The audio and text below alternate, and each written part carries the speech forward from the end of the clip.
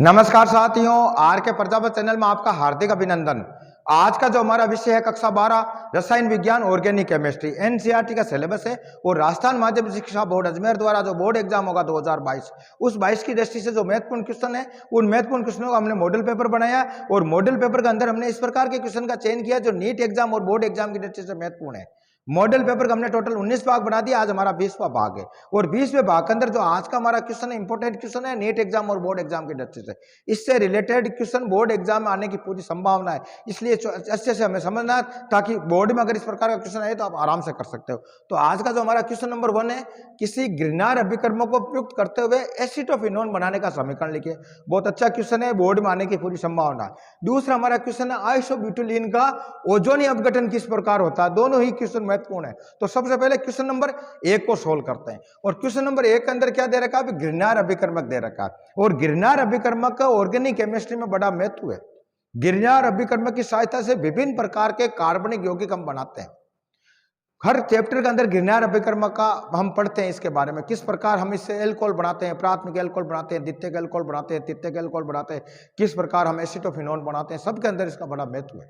तो गिरनार अभिकर्मक से रिलेटेड एक क्वेश्चन बोर्ड में आने की पूरी संभावना है। तो सबसे पहले हम बात करते हैं गिरनार अभिकर्मक किसे कहते हैं। तो गिरनार अभिकर्मक हमने पढ़ा होगा कि मान लो अगर एक एल्किल समूह के साथ में मैग्नीशियम जुड़ा हुआ था और इस मैग्नीशियम के साथ में एक हैलाइड जुड़ा हुआ है, इस प्रकार का जो यौगिक होता है, अभिकर्मक होता है, उसका नाम होता है गिरनार अभिकर्मक। इसको भी होता है दूसरा, अगर इसके साथ में आर के स्थान पर एरिल समूह जुड़ा हुआ है और फिर मैग्नीशियम जुड़ा है और फिर हैलाइड जुड़ा हुआ है, यह भी गिरनार अभिकर्मक कहलाता है। क्या कहलाता है भाई?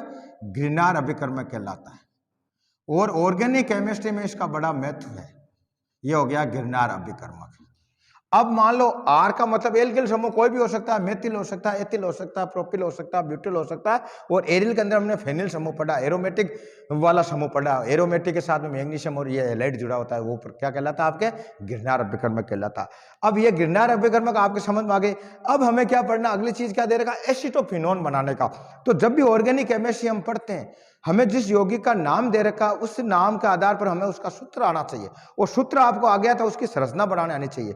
जब आपको सूत्र और संरचना दोनों समझ में आ गई तो आराम से हम अभिक्रिया को समझ सकते हैं। अभिक्रिया की क्रियाविधि को हम समझ सकते हैं, किस प्रकार क्रियाविधि होती है, किस प्रकार योगात्मक उत्पाद बनता है। और गिरनार अभिकर्मक हमने देखा कि दो योगात्मक अभिक्रिया में इसका बड़ा महत्व है। कोई भी दो अभिकर्मक होते हैं, आपस में जोड़ने का जो काम करता है वो गिरनार अभिकर्मक करता है, योगोत्पाद बनाता है। किस प्रकार योगोत्पाद बनता है हमने एल्कोहल वाले चैप्टर में पढ़ा है। प्राथमिक एल्कोहल, द्वितीयक एल्कोहल, तृतीयक एल्कोहल गिरनार अभिकर्मक की सहायता से हम बनाते थे। तो आज जो हमारा जो मेन टॉपिक है कि गिरनार अभिकर्मक की सहायता से एसिटोफिनोन बनाना। तो एसिटोफिनोन का सूत्र आना चाहिए और एसिटोफिनोन का सूत्र के अंदर नाम से ही पता चलता है एसिटो और फिनोन। इस प्रकार ओन आ रहा मतलब इसमें कार्बोनिल समूह वाला कीटोन वाला समूह है, कार्बन और एसिटोफिनोन। तो एसीटोन और प्लस फेनिल समूह जुड़ा होता है। क्या होता है? Acetone plus phenyl. किस प्रकार जोड़ते हैं, किस प्रकार इसको लिखते हैं, 11th क्लास में आपने पढ़ा होगा, फिर भी हम देखते हैं। सबसे पहले हमें एसीटोन बनाना। एसीटोन का मतलब कीटोन बना कि इधर कार्बन समूह, जैसे कार्बन के डबल बॉन्ड से ऑक्सीजन से जुड़ा होता है, इधर भी मेथिल समूह जुड़ा होता है, इधर भी मेथिल समूह जुड़ा होता है। इस प्रकार की जो संरचना होती है उसका नाम हो गया एसीटोन। क्या बोलते हैं भाई इसको? एसीटोन। ये हो गया एसीटोन। अब एसीटोन, अब क्या है, फिनोन दे रखा है। इसका कहने का मतलब इसके साथ में एक फेनिल समूह जुड़ा हुआ है, C6H5। ये समूह जुड़ा हुआ और ये समूह किसके? इस मेथिल के स्थान पर जोड़ना है। तो जो संरचना बनेगी उसका नाम हो गया एसिटोफिनोन। क्या बोलेंगे? एसिटोफिनोन। कैसे? कि CH3 ये कार्बन है, इसके साथ में डबल बॉन्ड है, यहाँ एक फेनिल समूह हो गया कार्बन 6H5। ये जो रूप बना इसका नाम हो गया एसिटोफिनोन। क्या बोलेंगे भाई इसको? एसिटोफिनोन। आगे समझो आपके। और एसिटोफिनोन बनाना हमें किससे? गिरनार अभिकर्मक की सहायता से। तो हमने पढ़ा। अब इसके अनुसार क्या लेना भाई? अब गिरनार अभिकर्मक लेना तो कौन सा लेना पड़ेगा? ये जो एरिल मैग्नीशियम हैलाइड लेना पड़ेगा। एरिल के अंदर क्या लेना पड़ेगा? फेनिल लेना पड़ेगा। अगर एल्किल समूह आता है तो हम क्या ले लेते हैं? ये ले लेते हैं RMgX ले लें, लेकिन यहाँ क्या लेना? ARMgX लेना पड़ेगा, फेनिल है इसलिए। तो हम क्या बनाएंगे? फेनिल के साथ में मैग्नीशियम हैलाइड लेंगे। कौन सा लेंगे? तो क्या लिखेंगे हम? AR के स्थान पर आ गया फेनिल, C6H5। क्या जुड़ा हुआ है? ये मैग्नीशियम जुड़ा हुआ है। किसके साथ में? अब हैलाइड, हैलाइड इसके साथ में हमने ब्रोमीन ले ली, ये ले लिया ब्रोमीन, क्योंकि आसानी से क्रिया कर लेता है। इसको क्या बोलते हैं? Phenyl magnesium bromide. और क्या है? गिरनार अभिकर्मक है। इसका नाम भी लिख लो साथ में, नाम भी आपको लिखना आना चाहिए। इसको लिखेंगे फेनिल मैग्नीशियम, मैग्नीशियम। ये हो गया फेनिल मैग्नीशियम, आगे क्या बी आर ब्रोमाइड, इसको बोलते हैं ब्रोमाइड, ये हो गया फेनिल ब्रोमाइड। आगे समझो आपके फेनिल मैग्नीशियम ब्रोमाइड की किसके साथ में अभिक्रिया करवाएंगे तो हमें प्राप्त हो जाएगा एसीटोफिनोन। तो हमें पढ़ा है, हमने साइनाइड वाला चैप्टर पढ़ा, हमने एल्किल साइनाइड पढ़ा हमने। तो एल्किल साइनाइड के अंदर क्या सूत्र होता है हमने पढ़ा भाई कि R C triple bond N. अब इसका आईपीसी नामकरण के अंदर किस प्रकार नाम देते हैं कि इसको नाइट्राइल बोलते हैं। क्या बोलते हैं? नाइट्राइल। कितने कार्बन की श्रृंखला उस आधार पर उसका नाइट्राइल समूह आगे लगा देते हैं। अगर दो की एक और दो तो एथेन नाइट्राइल बोल देंगे, तीन की होगी तो प्रोपेन नाइट्राइल बोल देंगे। ठीक है, तो इस प्रकार इसको हम समझते हैं। अब देखो आगे कैसे लिखेंगे भाई इसको, तो इसके स्थान पर क्या लिखना आर। अब ये नोट करो यहाँ क्या भाई हमने पढ़ा होगा, मान लो किस प्रकार बनाते हैं इसके बारे में थोड़ी बहुत चर्चा भी कर लेते हैं। अगर इस प्रकार का कीटोन समूह वाला बनाता है तो हमें ये समूह लेना पड़ता है, एल्किल साइनाइड लेना पड़ता है और या एल्केन्स नाइट्राइल लेना पड़ता है। तो हमें यहाँ क्या है आर बरोबर क्या मेथिल है, क्या है मेथिल। तो इस समूह वाला ये लेना है, तो इस समूह के आर के स्थान पर क्या लिखना हम मेथिल समूह लिखेंगे, तभी तो एसिटोफिनोन बनेगा। तो किस प्रकार लिखेंगे हमें जरूरत पड़ती है कि आर के साथ में कार्बन है, ट्रिपल बॉन्ड नाइट्रोजन है, तो आर के स्थान पर लेंगे मेथिल, फिर हो गया कार्बन ट्रिपल बॉन्ड नाइट्रोजन जुड़ा, ये रूप लेना पड़ेगा तब ये बनाएंगे। आगे समझे, तो हमें क्या लिख किसके इस गिरनार अभिक्रिया के साथ में किसकी अभिक्रिया करनी पड़ेगी CH3 carbon triple bond nitrogen. अब इसका नाम क्या बोलेंगे आईपीसी के अंदर, इसको बोल नाइट्राइल बोलते हैं। तो कितने कार्बन की श्रृंखला एक दो, दो को बोलते हैं एथेन, एथेन नाइट्राइल नाम हो गया। क्या हो गया एथेन नाइट्राइल। ये नामकरण भी आपको आना चाहिए एथेन नाइट्राइल, ये हो गया एथेन नाइट्राइल। आगे समझा। अब ये अभिक्रिया में संपन्न करवानी और एथाइन और जो हमने नाइट्राइल वाली अभिक्रिया पढ़ी उसके अंदर योगात्मक ये योगोत्पाद बनता है, आपस में इससे जुड़ता है और किस प्रकार जुड़ता है, कैसे योगोत्पाद बनता है उसके बारे में चर्चा करते हैं। तो मैंने आपको बताया जब भी डबल बॉन्ड ये नाइट्रोजन और कार्बन के बीच में ट्रिपल बॉन्ड है, ट्रिपल बॉन्ड से ये डबल बॉन्ड बनेगा। डबल बॉन्ड कैसे बनेगा हमने पढ़ा, जैसे ये आर है, कार्बन है, ट्रिपल बॉन्ड ये है, तो ये डबल बॉन्ड से सिंगल बंद होता है, मतलब ट्रिपल बंद से डबल बंद होता है। डबल बंद करने से एक बंद यहाँ से फ्री हो जाएगा और एक बंद यहाँ से फ्री हो जाएगा। नाइट्रोजन के 3 पूरी संयुक्तता पूरी हो जाएगी, ये कार्बन के 4 है। तो ये समूह, अब इसमें प्लस कौन सा होगा माइनस कौन होगा, विद्युत अंतःकरण हमने पढ़ा होगा। इस पर होता है क्या माइनस का आंशिक धनायन ऋणायन और इस पर होता है आंशिक धनायन। कार्बन कैटाइन भी हमने पढ़ा होगा, कार्बन इसी प्रकार इसके अंदर साइनाइड के अंदर ये रूप होता। अब यहाँ नोट करना इस प्रकार क्रियाविधि संपन्न होती है। कहने का तात्पर्य ये डबल बॉन्ड ट्रिपल बॉन्ड से डबल बॉन्ड होगा, इस पर आएगा आपके प्लस का, इस पर आएगा माइनस का, इस प्रकार। और जो हमने पढ़ा क्या ArAmG एक्स के बारे में बात करते हैं, ये यहाँ से टूटता है, मैग्नीशियम प्लस का होता है, ये माइनस का आ जाएगा। फिर क्रियाविधि में क्या होगा, जो Ar माइनस वाला समूह कहाँ चला जाएगा, इस कार्बन वाले प्लस वाले के पास में चला जाएगा, और ये जो मैग्नीशियम का प्लस वाला किसके पास में चला जाएगा, नाइट्रोजन के इस यहाँ बॉन्ड बना लेगा और एक युगोत्पाद बनता है। इस क्रियाविधि को आप समझो, उसी के अनुसार इसको समझना। देखो समझो, इसको मिटाकर आगे देख लेते हैं। तो हमें इस प्रकार केमिस्ट्री को पढ़ना भाई, ताकि आराम से समझ में आ जाए। अब देखो किस प्रकार क्रियाविधि होगी, मैंने यहाँ बताया क्या होगा। पहले ये लगता है, क्या लिखेंगे कि CH3 ये ट्रिपल बॉन्ड नाइट्रोजन है, ये समूह। अब क्या होगा, मैंने बताया ये ट्रिपल बॉन्ड से डबल बॉन्ड होगा, डबल बॉन्ड होते हैं इस पर क्या आ जाएगा भाई, एक बंद इधर फ्री हो गया, एक बंद इधर फ्री हो गया। और विद्युत अंतःकरण क्या होगा, इस पर माइनस का आएगा और इस पर प्लस का आता, यही पढ़ा। और ये समूह कहाँ से टूटेगा, कि यहाँ से टूटेगा। मैंने बताया मैग्नीशियम हमेशा प्लस का होता है, ये माइनस का आ जाएगा। अब किस प्रकार होगा कि जो ये माइनस वाला भाग कहाँ आएगा, कि माइनस वाला भाग आएगा इस कार्बन वाले के पास में, यहाँ आ जाएगा, ठीक है। और ये प्लस वाला भाग यहाँ आ जाएगा। देखो किस प्रकार लिखेंगे, तो यहाँ तो आ जाएगा हमारे ये माइनस का है, तो प्लस वाला भाग क्या AmG और Br। आगे समझ में यहाँ तक। और यहाँ देखो यह कार्बन प्लस का है, तो माइनस वाला भाग फेनिल वाला है, तो यहाँ फेनिल लगाया जाए, क्या लिख देंगे कार्बन 6 और H5, ये समूह यहाँ आ गए। आगे समझो आपके, यह बन गया एक योगोत्पाद बन गया। क्या बन गया, एक योगोत्पाद बन गया। अब इसका क्या करना पड़ेगा, इसका हमें करना पड़ेगा जल अपघटन, अम्लीय जल अपघटन करेंगे। क्या करेंगे, अम्लीय जल अपघटन इसका करेंगे, इस प्रोडक्ट का। और अम्लीय जल अपघटन किस प्रकार होगा, किस प्रकार क्रियाविधि संपन्न होगी, उसके बारे में चर्चा करते हैं जब भी करते हैं। अभी देखो समझा, इसको मैं उठा देता हूँ, समझा दिया हमने, आराम समझ में आ गई कौन सा किसके साथ में जुड़ा। आगे यहाँ तक समझ में, ट्रिपल बॉन्ड से डबल बॉन्ड हो गया, एक समूह से फेनिल जुड़ गया, एक से मैग्नीशियम ब्रोमाइड जुड़ गया आपके। अब इसका जल अपघटन करते हैं। जल को हमने पढ़ा किस प्रकार तोड़ते हैं, इस प्रकार तोड़ते हैं। ये OH वाला माइनस का होता है, ये प्लस का होता है, यहाँ से टूटता ही। अब इसके अंदर ये सब यहाँ से टूटेगा, हमने गिरनार की क्रियाविधि पढ़ी होगी। ये मैग्नीशियम ब्रोमाइड वाला भाग है और नाइट्रोजन इस बीच के टूटेगा, दोनों भी हमें नाइट्रोजन और मैग्नीशियम के बीच का बंद टूटेगा। ये सिंगल बंद इसलिए टूट जाएगा, ये डबल है इसलिए नहीं टूटेगा। अब देखो किस प्रकार अभिक्रिया होगी, इसमें नोट करना आप। ये इस पर क्या होता है भाई, मैग्नीशियम पर क्या होता है, प्लस का होता है, और इस पर होता है माइनस का। तो अब बताओ ये H प्लस किसके पास में आएगा, नाइट्रोजन के पास में आ जाएगा, ये आ गया नाइट्रोजन के पास में, यहाँ जुड़ गया। और ये OH किसके स्थान में आ जाएगा, मैग्नीशियम के स्थान में आ गया। और प्रोडक्ट क्या बना, देखो आप आराम से लिखो, क्या लिखेंगे, CH3, ये कार्बन, इसके साथ में यहाँ क्या जुड़ा हुआ है, कार्बन 6NH5 जुड़ा हुआ है, फेनिल समूह जुड़ा हुआ है, और यहाँ क्या जुड़ा हुआ है, डबल बॉन्ड नाइट्रोजन, और नाइट्रोजन के साथ में क्या जुड़ गया, एक हाइड्रोजन जुड़ गया।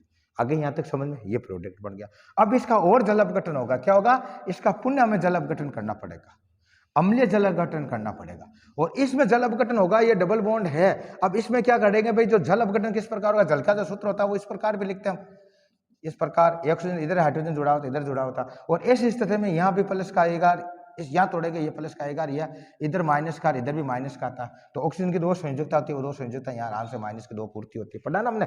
अब क्या करेंगे भाई, ये और इसको तोड़ेंगे, और इसको तोड़ने का तरीका क्या है भाई, इसको इस प्रकार लिख सकते हैं कि इसकी एक संयुक्ता हाइड्रोजन से पूरी करता। अब ये डबल बंड है, अब इसके अंदर कार्बन संयुक्ता का आधार पर पढ़ा ना कि यह माइनस का आएगा और यहाँ प्लस का आएगा, विद्युत ऋणता के कारण ये माइनस का या प्लस का। अब देखो, अब आराम से बताओ, ये माइनस का इसके स्थान पर क्या आएगा, प्लस वाला H आ गया, ये जुड़ गया एक, दूसरा H भी यहाँ आ जाएगा, ये जुड़ जाएगा। तो कहने का तात्पर्य, इस रूप को यहाँ देखो, नाइट्रोजन था, एक हाइड्रोजन था, एक हाइड्रोजन इसके पास में और आ गया, एक हाइड्रोजन इसके पास में एक आ गया, यानी इसकी जो संयुक्त नाइट्रोजन के 3 संयुक्त था, तीनों हाइड्रोजन से पूरी कर ली। इसका मतलब ये बंद यहाँ से अलग हो जाएगा, क्या हो जाएगा, यहाँ से अलग हो जाएगा, अलग होकर किसका निर्माण कर लिया, NH3 का कर लिया। समझ में आ रही है नहीं यार, NH3 बन गया। अब पीछे बचा यह समूह, कौन सा समूह बचा, ये, इसको किस प्रकार लिखेंगे कि CH3, ये हो गया C, और इसके साथ में क्या जुड़ा, फेनिल समूह जुड़ा हुआ है। अब इसके साथ में डबल बॉन्ड है, और इसके साथ में ऑक्सीजन की संयुक्ता 2 होती है, ये प्लस का है, तो माइनस वाला ऑक्सीजन 2 यहाँ आ गया। आगे समझो आपका किस प्रकार लिखेंगे, देखो अब तो जो सूत्र बना हो गया CH3, ये हो गया C डबल बॉन्ड O, और इसके साथ में फेनिल समूह जुड़ा हुआ है, ये सब, और ये क्या बन गया आपके, एसिटोफिनोन, क्या बोलेंगे इसको, एसिटोफिनोन। तो एसिटोफिनोन बनाने की क्रिया विधि हमने इस प्रकार समझा दी आपको। क्या लेना पड़ेगा, एरिल मैग्नीशियम हैलाइड लिया हमने, जो गिरनार अपघटन कहलाता है, एरिल के स्थान पे क्या लिया, फेनिल मैग्नीशियम ब्रोमाइड लिया, फिर एथिन नाइट्राइड लिया, फिर योगो उत्पाद बना, उस योगो उत्पाद का जल अपघटन करवाया, जल अपघटन के दौरान हमें 2 प्रोडक्ट प्राप्त हुए, एक प्रोडक्ट तो ये प्राप्त हो गया आपके क्या, ये, और इसके साथ में एक क्या बढ़ता है, मैग्नीशियम Br है, और Br के साथ में OH समूह आता है, क्योंकि OH इसके साथ में जुड़ा एक ही आ जाता है। फिर ये जो बना, इसके स्थान पर वापस जल अपघटन करते हैं, जल अपघटन के साथ में अमोनिया प्लस ये प्राप्त होता है। तो कहने की पूरी समीकरण के अंदर क्या लिख सकते हैं, अब इसको पूरे इस रूप में लिख सकते हैं। क्रिया विधि मैंने आपको बता दी, अगर आपको एग्जाम में क्वेश्चन पूछ ले तो इसको किस प्रकार लिखना है समीकरण को, क्रिया विधि मैंने समझाई ताकि आपको समीकरण आराम से बना सकते हो। तो अब समीकरण डायरेक्ट अगर एग्जाम में आप लिख सकते हो तो इस प्रकार भी लिख सकते हो कि जब अभिक्रिया करवाएंगे इसके किसकी, कि C6H5 फेनिल मैग्नीशियम ब्रोमाइड की जब एथेन नाइट्राइल के साथ में जब अभिक्रिया करवाते हैं इस प्रकार, तो हमें प्रोडक्ट क्या क्या प्राप्त होता है, एक तो एसिटोफिनोन प्राप्त होता है, जिसका सूत्र क्या लिखा, CH3 C double bond O, और इसके साथ में फेनिल समूह जुड़ा हुआ है, प्लस क्या प्राप्त होता है, अमोनिया प्राप्त होती है, और प्लस क्या प्राप्त होता है, मैग्नीशियम OH और Br प्राप्त होता है, यही पढ़ा हमने। तो इस प्रकार कहने का तात्पर्य, इस पहले क्वेश्चन को हमने सोल्व कर लिया, और किस प्रकार अभिक्रिया संपन्न होती है, ये फेनिल गिरनार अभिक्रिया में कौन सा लेना है, नाइट्राइल में कौन सा लेंगे तब ये प्राप्त होगा, फेनिल इसलिए गिरनार के अनुसार फेनिल वाला ले लिया। यह एक मेथिल समूह था तो एक मेथिल समूह वाला मेथिल था तो मेथिल वाला हमने ये ले लिया, ठीक है। तो इस प्रकार पहले क्वेश्चन को हमने सोल्व कर लिया, एग्जाम की दृष्टि से महत्वपूर्ण है। फिर अब हम क्वेश्चन नंबर 2 को सोल्व करते हैं। आइसोब्यूटिलीन का ओजोनी अपघटन, इंपॉर्टेंट क्वेश्चन है, किस प्रकार ओजोनी अपघटन होता है उसके बारे में चर्चा करते हैं। इसको मिटा देता हूं। अब क्वेश्चन नंबर हम सोल्व करते हैं 2, यह भी एग्जाम की दृष्टि से महत्वपूर्ण है। अब क्वेश्चन नंबर 2 लिया हमने, नंबर 2 को सोल्व करेंगे। और क्वेश्चन नंबर 2 क्या है कि आइसोब्यूटिलीन का ओजोनी अपघटन किस प्रकार होता है। और यह क्वेश्चन बोर्ड एग्जाम 2022 की दृष्टि से महत्वपूर्ण है, इसलिए इसको अच्छे से समझना आपको। तो सबसे पहले हमें क्या, जो यौगिक का नाम दे रखा उसका हमें सूत्र आना चाहिए, सूत्र की सहायता से हमें उसकी संरचना बनानी आनी चाहिए। और संरचना हमने बना ली तो आराम से हम उस अभिक्रिया को संपन्न करवा सकते हैं। कैसे, देखो आइसोब्यूटिलीन की बात हो रही है तो सबसे पहले पढ़ो आइसोब्यूट। और ब्यूट की जब बात होती है तो कितने कार्बन की श्रृंखला होती है, 4 की होती है। और आइसो की बात हो रही है तो आइसो रूप में लिखना, हमने पढ़ा नॉर्मल आइसो और नियो। तो आइसो का रूप कैसे होगा, जब ब्यूट की बात हो 4 कार्बन लगे, 2 कार्बन इधर आ गए, ये हो गया। और आइसो कब बनाएंगे कि इस कार्बन के साथ में एक कार्बन और एक कार्बन, इस प्रकार जो रूप देंगे उसका नाम हो गया आइसो ब्यूट। और लीन की यानी इन की बात हो रही है, इसका मतलब हमें यहाँ डबल बॉन्ड देना है। आगे समझे आप, ये जो रूप बना उसका नाम हो गया आइसोब्यूटिलीन। अब ब्यूटिलीन हो गया। अब हम क्या करेंगे, कार्बन की सारी संयुक्ता हाइड्रोजन द्वारा पूर्ति करेंगे। तो यहाँ कितनी है भाई फ्री, कि 2 कंप्लीट है, तो कार्बन की 2 फ्री है। यहाँ कितनी फ्री है, 3 फ्री है। यहाँ कितनी फ्री है, कि 3 फ्री है। और सारी वैलेंसी पूरी कौन करेगा, हाइड्रोजन करेगा। यहाँ हाइड्रोजन लगा दिया, यहाँ हाइड्रोजन लगा दिया, यहाँ हाइड्रोजन लगा दिया, यहाँ हाइड्रोजन लगा दिया, यहाँ हाइड्रोजन, यहाँ हाइड्रोजन। सूत्र क्या बना, सूत्र जो बना उसका ये हो गया कि carbon carbon double bond CH2 और इसके साथ में एक CH3 इधर जुड़ा हुआ है, एक इस कार्बन के साथ में CH3 जुड़ा हुआ, और इसका नाम क्या हो गया, इसका नाम हो गया भाई आइसोब्यूटिलीन। क्या बोलेंगे, आइसोब्यूटिलीन हो गया, ये होगा आइसोब्यूटिलीन। अब आइसोब्यूटिलीन का क्या करना, ओजोन अपघटन। कहने का तात्पर्य इसका ओजोन के साथ में अभिक्रिया करवानी है। और ओजोन क्या होता है, ओजोन की संरचना हमें समझ में आनी चाहिए। 11वीं क्लास में हमने पढ़ा होगा, उप से संयोजी बंध, से संयोजी बंध, आयनिक बंध। उसके अंदर मैंने बताया आपको, जैसे ऑक्सीजन होता है अष्टक पूर्ण करने के लिए इस ऑक्सीजन के साथ में डबल बॉन्ड से साझा करके अष्टक पूर्ण करेगा, और तीसरा जो ऑक्सीजन होता है उसके साथ में उप से संयोजी बंध बनाता है, यानी इलेक्ट्रॉन युग्म उसको देता है, इसका अष्टक पूर्ण करता है। इस प्रकार की जो संरचना होती है वो किसकी होती है, ओजोन की होती है। किसकी होती है भाई, ओजोन की। तो हमें ओजोन की करनी। अब ये ओजोन इसके साथ में अभिक्रिया करके एक ओजोनाइड बनाता है। क्या बनाता, ओजोनाइड बनाता। और ओजोनाइड का हम जल अपघटन करेंगे तो हमें उत्पाद प्राप्त होगा। और कौन सा उत्पाद प्राप्त होगा उसके बारे में चर्चा करते हैं। इंपॉर्टेंट अभिक्रिया, आराम से समझना आप। अब देखो अभिक्रिया किस प्रकार संपन्न करा था, लिखो आप कि कार्बन और कार्बन के डबल बॉन्ड है, यहाँ CH2 आ गया, और यहाँ लिखेंगे CH3, और यहाँ भी आ गया CH3। अभिक्रिया किसके साथ में करानी, ओजोन। ओजोन का जो सूत्र होता है मैंने क्या बताया भाई, ओ डबल बॉन्ड हो गया, और एक उप से संयोजी बंध में ये आ गया। तो सबसे पहले जो अभिक्रिया होगी तो ये बंध टूटेगा और नवजात ऑक्सीजन निकलती है। ये नवजात ऑक्सीजन क्या करेगी, इस कार्बन और इस कार्बन को मध्य जोड़ने का काम करेगी। किस प्रकार जोड़ती है, क्योंकि ऑक्सीजन की संयोजकता 2 होती है, कार्बन के 4 होती है। कैसा उत्पाद बनता है उसके बारे में चर्चा करते हैं। तो सबसे पहले जो अभिक्रिया होगी वो क्या होगी भाई, ये कार्बन, इसके साथ में एक मेथिल समूह इधर जुड़ा हुआ है, एक मेथिल समूह इधर जुड़ा हुआ है। फिर क्या करेगा ओजोनाइड, ये जो कार्बन बंध फ्री करके ऑक्सीजन के साथ बंध बनाएगा, ओजोनाइड की एक संरचना प्राप्त करेगा ये ऑक्सीजन। आगे समझे, ये कार्बन फिर रहा है, ये ऊपर की साइड में भी ऑक्सीजन जोड़ेगा। ओजोनाइड में नोट करना, ओजोन इस प्रकार जुड़ती है, इस कार्बन के साथ में यहाँ भी ऑक्सीजन जुड़ गई, यहाँ भी ऑक्सीजन जुड़ गई। अब देखो ये बंध यहाँ से फ्री हो गया, फिर ऑक्सीजन क्या करेगा, जो समूह बना CH2 का, ये CH2 इसके साथ बनाएगा, और ये फिर वापस ऑक्सीजन से जुड़ा होगा, और ये ऑक्सीजन वापस ऑक्सीजन से जुड़ जाता है। इस प्रकार की जो संरचना बढ़ती है उसका नाम होता है ओजोनाइड। क्या बोलते हैं भाई इसको, ओजोनाइड। तो ओजोनाइड किस प्रकार बनता है ये भी क्वेश्चन बोर्ड में नीट में आया हुआ है। तो आगे समझ, आप देखो कार्बन की चारों संयोजकता कंप्लीट, ऑक्सीजन की 2 कंप्लीट, यहाँ कार्बन की चारों कंप्लीट, यहाँ ऑक्सीजन की 2 कंप्लीट, ये 2। ये जो प्रोडक्ट बन गया इसका नाम हो गया आपके ओजोनाइड बन गया। किस प्रकार कि हमें आइसोब्यूटिलीन की ओजोन अपघटन के अंदर हमें प्राप्त होता ओजोनाइड बनता है। ये जो रूप बनता है उसका नाम हो गया ओजोनाइड। अब ओजोनाइड का अभिखंडन किस प्रकार करते हैं, तो जिंक की उपस्थिति में इसका जल अपघटन करते हैं। क्या करते हैं, जल अपघटन करते हैं। इसको मिटा देते हैं, जल अपघटन करते हैं। देखो आप, ये प्रोडक्ट यहां प्राप्त हो गया। अब इसका हमें करना जल अपघटन, और जल अपघटन किसकी उपस्थिति में होता है, Zn की उपस्थिति में होता है। अम्लीय जल अपघटन जब भी करते हैं ये हो गया जल अपघटन। और जल किस प्रकार अभिक्रिया करता है, किस प्रकार बंध बनाता है उसके बारे में चर्चा करते हैं। तो जल को इस प्रकार तोड़ा जाता है, ये O और इधर O, यहाँ से तोड़ता है ये प्लस खाता है, या माइनस खाता है, यहाँ से तोड़ता है ये प्लस खाता है, ये माइनस खाता है, या माइनस का टोटल 2 आ जाते हैं आगे, और 2 प्लस H प्राप्त हो जाता है। अब अभिक्रिया के अंदर क्या होगा भाई, ये जो बंध टूटेगा, ओजोनाइड के अंदर सारा बंध टूटने का काम करता है। आराम से आगे समझ।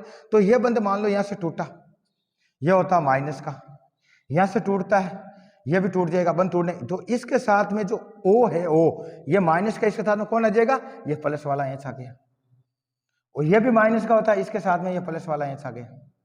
ठीक है, अब नोट करना आप, ये बंध फ्री होने के बाद में क्या करेगा भाई, ये जो बंध है यहाँ से टूटेगा, यहाँ से टूटेगा। किस प्रकार लिखेंगे, तो इसको इस प्रकार लिखेंगे CH3, ये कार्बन और ये डबल बॉन्ड ऑक्सीजन बना लेगा। ये बंद यहाँ से टूटने डबल बॉन्ड ऑक्सीजन आ गया, और इसके साथ में क्या जुड़ गया, CH3 जुड़ गया, यानी एसीटोन प्राप्त हो गया। हमें क्या प्राप्त होगा, एसीटोन। और इसके अंदर पीछे क्या बचा भाई, इसके अंदर जो बचा देखो, यहाँ से टूटेगा यहाँ, तो इसके अंदर था ये CH2, और इसके साथ में क्या आ गया, O आ गया। O आ गया क्यों, यहाँ ये था माइनस का, तो इस पर क्या था, प्लस का था, और प्लस का था तो इसके साथ में ये माइनस वाला O आ जाएगा, ये O इसके साथ में जुड़ गया। आगे समझ, एक समूह ये बन गया CH2O, और ये किस में रूपांतर होता है उसके बारे में चर्चा करेंगे। और तीसरा क्या बना कि यह हो गया OH और प्लस OH, ये पढ़ा। और OH मिलकर क्या बोलते हैं, H2O2 हाइड्रोजन पेरोक्साइड बनता है। क्या बनता है, हाइड्रोजन पेरोक्साइड बनता है। तो कहने का तात्पर्य इस अभिक्रिया के अंदर कौन कौन से प्रोडक्ट प्राप्त हो गए कि CH3 carbon double bond oxygen, इसके साथ में CH3 जुड़ा हुआ है, यही रूप है। आगे समझना आपके। फिर इसको किस प्रकार लिखेंगे, ये फॉर्मेल्डिहाइड होता है किस प्रकार के जो इसका रूप को किस प्रकार लिखेंगे कि कार्बन है, इसके साथ में डबल बॉन्ड के साथ में ऑक्सीजन जुड़ा हुआ है। क्या जुड़ा हुआ है, डबल बॉन्ड के साथ में ऑक्सीजन जुड़ा है। और इस कार्बन की दो संख्या, इधर हाइड्रोजन पूरी कर रहा है, इधर हाइड्रोजन पूरी कर रहा है। किसका रूप बन गया कि CHO, फॉर्मेल्डिहाइड बन गया। और प्लस ये क्या बन गया, हाइड्रोजन पेरोक्साइड बन गया। तो कहने का अभिक्रिया का, इस अभिक्रिया को मैंने समझाने का पूरा प्रयास किया। यहाँ से टूटता है, यहाँ से टूटता है, इसके साथ में ऑक्सीजन आ जाता है और फॉर्मेल्डिहाइड बन जाता है, ये आपका एसीटोन बन गया। तो इस अभिक्रिया ओजोन अपघटन द्वारा, कहने का तात्पर्य ओजोन अपघटन द्वारा फॉर्मेल्डिहाइड और कीटोन, एसीटोन दोनों साथ साथ बनाते हैं। आपसे ये भी क्वेश्चन पूछ लिया जाए, ऐसी कौन सी अभिक्रिया जिसके अंदर हमें फॉर्मेल्डिहाइड और एसीटोन बनाना है, तो कौन सी क्रिया विधि हमें काम लेनी, कौन सा अभिकर्म काम लेंगे, किस प्रकार अभिक्रिया करके और ये प्रोडक्ट बनाएंगे, ये भी क्वेश्चन आ सकता है। ABC के अंदर भी आ सकता है कि ए हमने काम लिया, उसके साथ में B क्रिया करता है और C के अंदर एक कीटोन और एक एल्डिहाइड प्राप्त होता है। तो अभिक्रिया में A और B का नाम बताइए, क्रिया विधि समझाइए। तो मैंने समझाने का अच्छा प्रयास किया, इससे रिलेटेड क्वेश्चन बोर्ड में आने की पूरी संभावना भाई। तो इस अभिक्रिया अब कैसे लिख सकते हैं डायरेक्ट, ये समझाने का पूरा प्रयास किया। अब लिखेंगे कैसे डायरेक्ट, आपको अगर आप तो छोटा क्वेश्चन बनता है, 1 नंबर का क्वेश्चन बनता है, तो इतना आपको लिखने की जरूरत नहीं है, डायरेक्ट आप इस प्रकार भी लिख सकते हो। और बड़ा क्वेश्चन 2 नंबर का बनता है, 3 नंबर का बनता है, तो इस प्रकार जो मैंने समझाया उस आधार आपको लिखना है। तो हम डायरेक्ट किस प्रकार लिख सकते हैं इस अभिक्रिया को, तो ज्यादा हमने कि आइसोब्यूटिल की जब बात हुई थी तो हमने लिखा ये डबल बॉन्ड होता है या CH3 होता है, ये डायरेक्ट यहाँ लिख दिया हमने। क्या करना, ओजोन अपघटन का डायरेक्ट यही करना हमें। और क्या प्रोडक्ट प्राप्त होता है, तो इसके अंदर एक तो होता है एसीटोन, ये डबल बॉन्ड हो गया एसीटोन, प्लस क्या होता है फॉर्मेल्डिहाइड प्राप्त होता है, और प्लस क्या हाइड्रोजन पेरोक्साइड प्राप्त होता है। ये अभिक्रिया इस प्रकार भी हम लिख सकते हैं किसकी उपस्थिति में। फिर ये जो प्रोडक्ट पड़ता है उसके अंदर Zn भी होता है, और प्लस ये जो क्रिया विधि होगी उसके बाद में ओजोनाइड बनेगा। सबसे पहले क्या बनाएंगे, ओजोनाइड बनाएंगे। ओजोनाइड का मैंने सूत्र बता दिया, क्या होता है भाई, ये तो अंतिम प्रोडक्ट है इसका। और किसकी उपस्थिति में, Zn प्लस जल अपघटन करेंगे तब। लेकिन इसके बीच में मध्य मध्य जो ओजोनाइड बनता है, क्या बनता है, ओजोनाइड। और ओजोनाइड क्या बनता है, ओजोनाइड की मैंने बताया यहाँ से बन टूटता है कि CH3। ओजोनाइड के बारे में पूछते हैं तो ओजोनाइड भी आपको लिखना है। ये होगा, इसके साथ में ऑक्सीजन जुड़ता है, फिर ऑक्सीजन के साथ में ऑक्सीजन जुड़ता है, फिर इसके साथ में मेथिल समूह जुड़ता है, फिर दोनों को जोड़ने का काम ओजोन करता है, ये बनता है। इसका नाम होता है ओजोनाइड। क्या बोलते हैं इसको, ओजोनाइड बोलते हैं। ओजोनाइड के बाद में इसका हमें Zn के साथ में क्या करना पड़ता है, जल अपघटन करना पड़ता है। और जल अपघटन करेंगे तो ये प्रक्रिया हमें प्राप्त होगी। तो इस प्रकार कहने का तात्पर्य जो आज का हमारा क्वेश्चन था बोर्ड एग्जाम और नीट एग्जाम की दृष्टि से महत्वपूर्ण था, इसलिए इसको अच्छे से समझना। इससे रिलेटेड क्वेश्चन बोर्ड में आने की पूरी संभावना है। धन्यवाद।